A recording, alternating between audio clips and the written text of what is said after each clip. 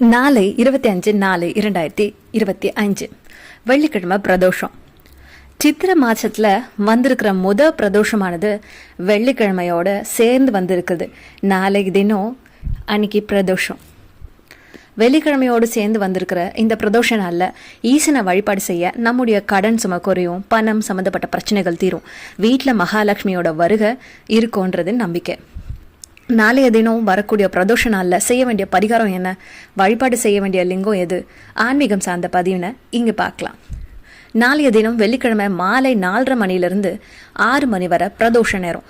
உங்கள் வீட்டு பூஜை அறையில் மஞ்சள் சிவலிங்கம் பிடித்து வைக்கணும்.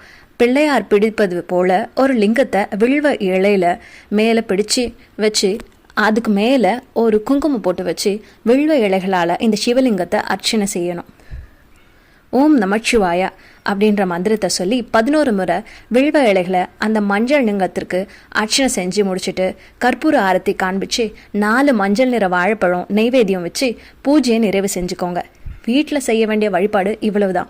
மஞ்சளால் செய்யப்பட்ட சிவலிங்கத்துக்கு அர்ச்சனை செய்த அந்த வில்வ இலைகளை பணப்பெட்டியில் வைக்கணும். பணவரவு அதிகரிக்கும். இந்த வழிபாட்டை நிறைவு செஞ்சுட்டு அந்த மஞ்சள் நிற வாழைப்பழத்தை பிரதோஷ நேரத்திலேயே கொண்டு போய் ஒரு பசுமாட்டிற்கு உங்கள் கையால் சாப்பாடுக்கு கொடுக்கணும். இந்த வழிபாட்டை நாளை தினம் எவர் ஒருவர் வீட்டில் இருந்தபடி செய்கிறார்களோ அவங்களுக்கு நிச்சயம் வீட்டில் இருக்கிற பண கஷ்டம் தீரும். 3 நாள் கழிச்சு அந்த மஞ்சளில் செஞ்சு வச்சுருக்க சிவலிங்கத்தை எடுத்து தண்ணியில் கரைச்சிடணும். மண்பாகான இடத்துல ஊற்றிடலாம். ஒருவேளை நீங்கள் பிரதோஷ நேரத்தில் கோவிலுக்கு போகிறீங்க அப்படின்னா, கோவிலில் இருப்பீங்கன்னா 2 விரலி மஞ்சள் உள்ளங்கையில் வச்சுக்கிட்டு ஓம் நம சிவாய மந்திரத்தை கோவிலில் அமர்ந்தபடி சொல்லுங்கள். கோவிலில் இருக்கும்போதே அங்கு விற்கும் வாழைப்பழங்களை வாங்கி ஏதாவது ஒரு பசுமாட்டுக்கு தானம் கொடுத்துட்டு சிறப்பான பலனை கொடுக்கும். இல்லைன்னா சில கோவில்களில் பசு இருக்கும். கோவிலில் இருக்கும் அந்த பசுவுக்கு அந்த வாழைப்பழத்தை நீங்கள் உங்கள் கையால் கொடுத்துட்டு வரலாம். வழிபாட்டை முடிச்சுட்டு உங்கள் கையில் இருக்கிற விரலி மஞ்சள் கொண்டு வந்து பணம் வைக்கிற பெட்டியில் வச்சுக்கோங்க. வீட்டில் இருக்கிற வறுமை நீங்கும் அப்படின்றது குறிப்பிடத்தக்கது.